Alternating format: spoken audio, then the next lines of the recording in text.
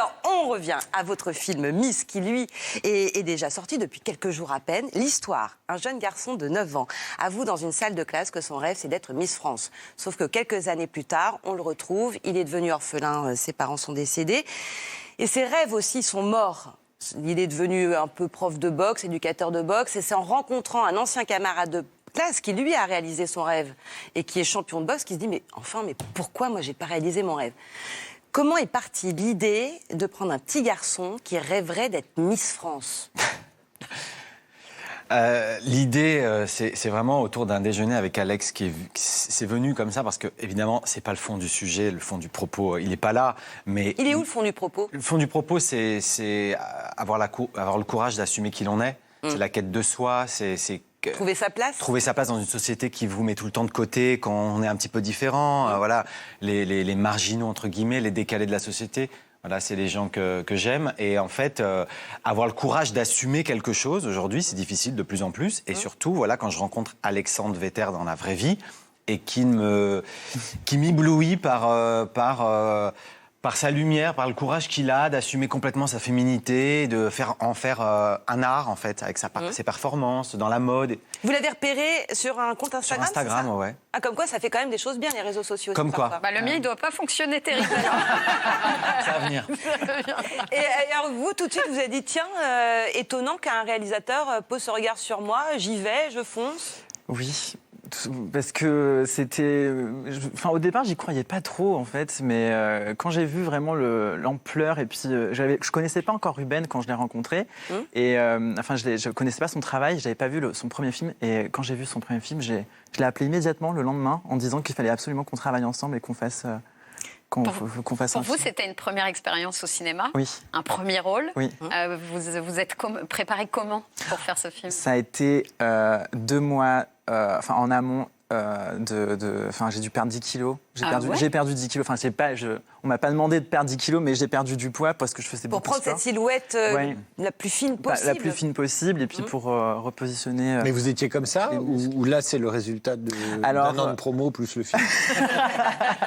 Ouais, c'est un an de promo plus le film, mais voilà, j'ai dû inscrire dans mon corps vraiment ce personnage, et puis voilà, travailler pour la première fois à la comédie. Écoutez, franchement, alors on connaît le talent de Pascal Arbillot depuis des années, mais alors dans ce film, vous êtes aussi époustouflant. Mais vraiment. Oui. Merci beaucoup. Alors, quand Alex, dans le film, décide de devenir Miss, il va être aidé par sa famille de recomposer, finalement, en quelque sorte, et par la directrice de l'organisation des Miss France que vous incarnez, Pascal Arbillot. Dans les personnages, il y a Thibaut de Montalembert, un petit peu frappadingue, il y a Isabelle Nanty, qui est géniale, en propriétaire de l'immeuble où vous habitez tous dans une joyeuse cohabitation, un peu à l'auberge espagnole. Et ça donne ça au cinéma. J'ai besoin de ton aide. T'aider à quoi? À devenir Miss France. Non, je suis très sérieux. D'accord.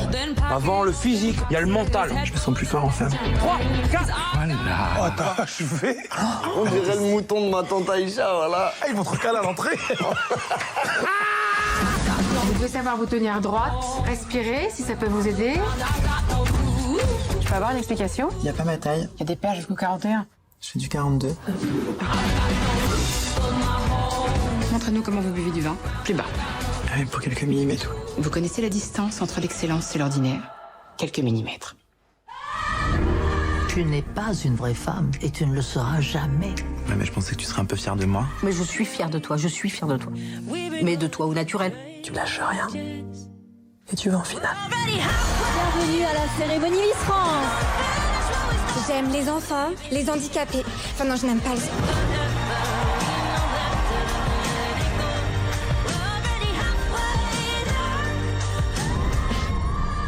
Pourquoi voulez-vous devenir Miss France? Pour devenir quelqu'un.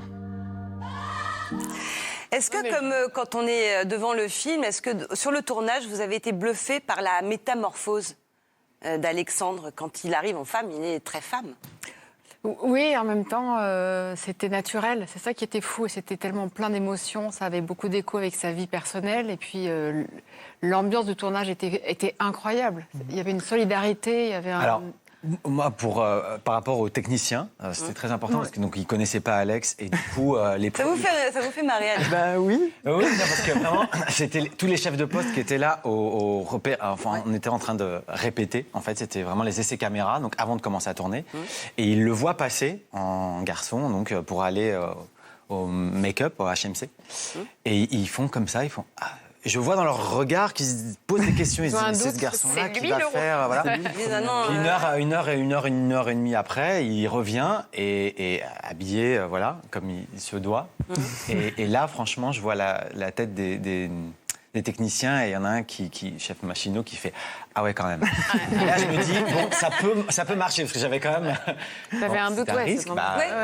Il y a une tradition dans le cinéma. Il y a eu des très grands films sur l'inversion du genre ou sur des hommes qui se déguisent. Enfin, moi, je pense à Tootsie, mais il y en a plein d'autres. Alors Tootsie, justement, on a des images parce qu'évidemment. Un de mes films préférés. Génial. C'est là où on est raccord. Bah oui, évidemment, Dustin Hoffman. On devrait travailler ensemble. Ouais. C'est l'histoire par exemple, d'un acteur dont personne ne veut parce qu'il n'est pas. Je crois que c'est ça, que la carrière qui plafonne ou quelque chose comme ça. Et il a un caractère pourri. Je vais me déguiser en femme. Il trouve sa place. Mais il y a des classiques, en fait. C'est pas. Enfin, je veux dire, il y a une tradition comme ça où des gens sont passés de l'autre côté sur le déguisement et au-delà de ça, le dépassement, la tolérance, etc. Vous aviez ça, vous, en tête quand vous avez imaginé le cinéma? Vous connaissiez vos classiques? Oui, je les connaissais. Ils étaient en moi. Tootsie, c'est un film que j'ai adoré. Mais c'est vrai que de par le déguisement, moi, j'étais vraiment plus sur le sentiment. Voilà, c'était beaucoup plus comme un Billy Elliot ou un Little Miss Sunshine, où vraiment ce sentiment de vivre quelque chose qui nous paraît interdit, où la société vous dit bah non, tu peux pas, t'es un garçon, donc tu peux pas faire de la danse, t'es un garçon, donc tu peux pas être Miss France, voilà. Donc évidemment c'est poussé, parce que vraiment Miss France pour un garçon, bon, c'est un petit peu compliqué. Mais surtout, on n'est pas à la hauteur du déguisement de Tootsie, c'est-à-dire que là, c'est juste lui, en fait. C'est lui, lui qui est très féminin, sensible. On n'en pousse pas la parodie, quoi. C'est hyper réaliste et c'est ça qui est touchant, je trouve. Oui, non, c'est pas Lola. Ouais, c'est pas Thibaut de Montalembert. Oui, alors Thibaut de Montalembert, effectivement, qui est spectaculaire, hein, lui, dans le rôle de ce travesti du Bois de Boulogne, qui va vous prendre un peu sous son aile, finalement, dans le film, en évitant justement les écueils de sa propre vie. Oui, c'est tous des accès de cette société qui, en fait, avec de la fraternité, s'entraident. Donc, moi, j'aime bien ça. C'est un peu la grande sœur.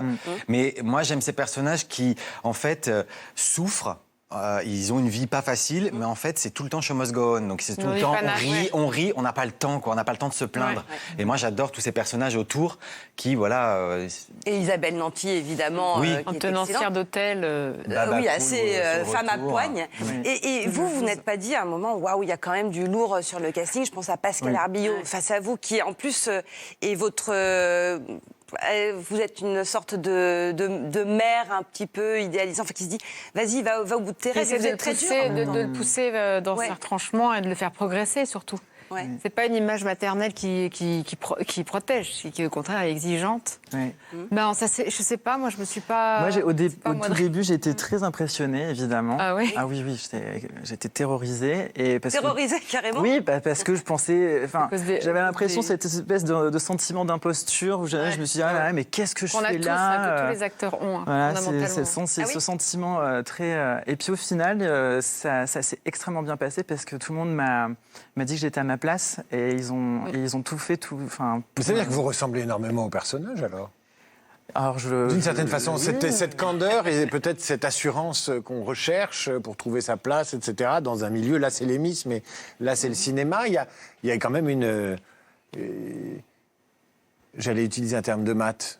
Ah oui, attendez, faut pas que ce soit trop... Non, une parallèle. J'ai changé de... Moi, si je peux répondre, je dirais pas du tout, parce que Alex, dans la vie, il assume tout, il sait très bien ce qu'il veut, et il est lumineux, et en fait, il n'est pas du tout paumé, il n'attend pas l'approbation des autres dans sa vraie vie. Et le personnage est à un moment paumé, et il veut l'amour des autres, et voilà, il va se confronter à ce concours improbable. Vous voudriez qu'on parle d'Instagram, parce que je ne connais pas votre compte Instagram, et sur ce compte Instagram, il y avait déjà chez vous des velléités de faire son cinéma, d'une certaine façon? Oui, oui, mais c'est. Enfin, moi, j'ai toujours aimé rêver et j'ai toujours fait pour tout accomplir. Et c'est comme ça que. Enfin, je me suis jamais mis de bâton dans les roues. Enfin, je me suis jamais. J'ai toujours avancé. Donc tout ce que j'ai voulu faire, je l'ai fait. Il était au fin fond du Var quand même, dans un petit bled. Il disait je défilerai un jour pour Jean-Paul Gaultier. Et vous avez réussi à défiler pour Jean-Paul Gaultier. En femme, habillée en femme, en talons, en corset. Je voulais en talons de plus. D'où vient ce culot?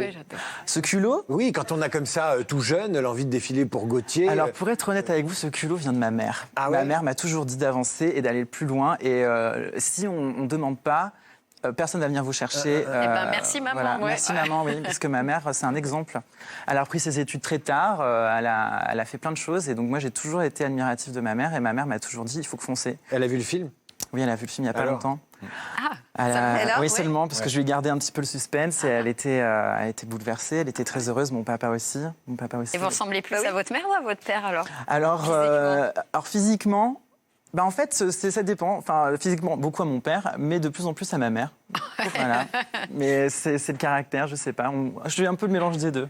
Alors, Pascal, vous avez fait Sciences Po, vous avez été journaliste. Il y a un bail. Ça arrive à des gens bien. Les journalistes économiques. Non, mais c'est intéressant de voir justement les carrières, les trajectoires des uns et des autres. Ouais. Et vous êtes tombé, mais c'est ça qui rejoint le film qui m'a amusé, vous êtes tombé sur un cours de théâtre, je crois, qui était intitulé « L'essentiel est de ne pas avoir peur ». Ouais, je pense que sans la phrase, je ne serais pas allée.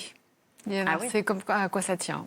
Et vous êtes tombé sur ce cours de théâtre et paf, vous avez comment Ouais, j'étais la seule élève. C'était un jeune comédien qui ouvrait un cours. Donc je suis arrivée toute seule. C'est génial. Ouais. C'était extraordinaire. Et il a fait 1 ou 2 cours. Il m'a dit non, il faut que tu rentres dans un vrai cours et je pense qu'il faut que tu continues. Mais il fait ramper 2-3 fois en hurlant du racine. Il m'a dit écoute, je pense que tu devrais vraiment peut-être essayer d'en faire ton métier. C'est bien, il n'aime pas le business, il a un seul client. Non, j'en ai parlé dans tous les entretiens, les interviews, j'en parle en me disant peut-être qu'il va un jour m'entendre et m'appeler. Vous aimeriez bien le retrouver. Ouais. Vous vous souvenez de son nom? Pas du tout. Je l'ai vu 2 fois et en plus il avait une lumière frontale c'était particulier. Nous avons les moyens de vous faire parler. C'était un peu ça. Eh bien, écoutez, voilà, C'était moi. Non, mais c'est marrant parce que c'est vraiment le message du film, évidemment, sur la différence au sens large, mais aussi le courage de trouver sa place, le courage de s'affirmer tel qu'on est. C'est un petit peu ça le message. Je voudrais qu'on regarde une scène du film, justement, où vous dites « Ça y est, moi, ce que je veux, c'est devenir Miss ». L'avidité du gars. Les femmes d'abord. T'es pas au régime, toi? Mais oui, Miss France. 3,5 kg, j'ai perdu, chérie. Je vais faire Miss France. Tu vas faire quoi? Je vais faire Miss France. Ah oui, j'avais bien entendu. Quoi? J'étais pas Je sûre. veux faire Miss France. Mais c'est garçon. De ouf, Bah ouais, hein, voilà, garçon. c'est ça. Astaghfirullah. Non, mais personne ne me prend au sérieux, en fait, c'est ça. Bébé, je t'explique. La fille d'Angelina et de Brad, quand elle s'habille en garçon, son destin, c'est de devenir icône de mode. Nous, on s'habille en fille, notre destin, c'est le trottoir. Moins t'es riche et célèbre, plus tu payes la différence, faut le savoir quand même. Mais il faut rêver un peu. Mais oui, t'as raison. Ouais, faut non, rêver. vous êtes vus là tous à vouloir l'impossible? Il faudra pas vous étonner de vous ramasser après, hein. Et paf, tiens, voilà Isabelle Nanty. Sur le concours de Miss France, vous avez été en contact forcément, puisqu'il y a Sylvie Tellier qui apparaît aussi. Et vous changez un petit peu le regard sur les Miss, alors même s'il y en a quelques-unes qui sont gratinées, évidemment, parce qu'on se marre un peu sur le cliché de la Miss. Les caractères, il y a la gentille, la folle, la méchante. Oui, mais il y a une forme de réhabilitation du concours Miss France qui est souvent décriée. Oui, vous savez, moi, j'ai fait toc toc toc, bonjour, c'est l'histoire d'un garçon qui veut devenir Miss France. Ils m'ont regardé comme ça. Franchement, je pensais qu'ils allaient me faire ciao. Heureusement que Geneviève de Fontenay n'était pas là, elle aurait fait une crise cardiaque. Et en fait, ils m'ont ouvert leurs portes. Et donc, pendant une année, j'ai parcouru le concours. Ouais. J'ai été surpris. Agréablement surpris. Oui, assez touché par en fait les parcours des gens à l'intérieur. Ouais. Ça sauve des jeunes filles qui sont hyper down dans et en fait on se rend pas compte, en fait on prend le côté très gnangnan du truc, mais bon voilà, et au final oui, ils m'ont vraiment ouvert leurs portes, et moi ce que je trouvais intéressant vraiment, pour le concours, en fait, c'est que ce concours est un concours qui est très sur les codes, très normatifs. Oui. Et du coup, ce personnage qui est tout l'inverse, en fait, traverse ce concours-là pour, en fait, un moment s'y perdre même. Ouais. pour en fait comprendre vraiment qui il est. Donc c'est en ça que je trouvais intéressant. Et puis tout ce que ça dit sur la femme, la féminité. Moi j'aime bien les deux personnages qui sont deux féministes entre mais opposés. Opposées, voilà. Elles ont les deux, elles sont opposées, mais au final elles se rejoignent. Voilà, de Pascal et de Isabelle dans le film. Et voilà, donc tout ce que ça peut dire. Et puis qui est très critique contre les Miss France, elle, dans le film, justement. Elle y va gaiement. Moi, sur les réseaux, j'ai plein de messages en disant « Oui, elle a raison, c'est super hein, !» ou alors « Oui, mais en même temps, c'est génial ce qu'elle défend. » Enfin, donc, vous avez changé de point de vue, vous, par exemple, sur les Miss France? Est-ce que c'était un concours J'ai pas changé, mais c'est vrai que j'avais une vision peut-être cliché et je trouve que... parfois, on peut même faire preuve d'un certain mépris sans savoir ce qu'il y a derrière et la réalité humaine. Et que les apparences sont trop... Oui, et puis, c'est pas parce qu'on... Enfin, il n'y a pas de futilité. Oui, pas forcément. Pas forcément là où on croit. C'est jamais là où on croit. Et pas forcément de masculin là où il y a du féminin et inversement. Il y a une forme de fluidité du genre, de la masculinité. La féminité n'appartient pas qu'à la femme.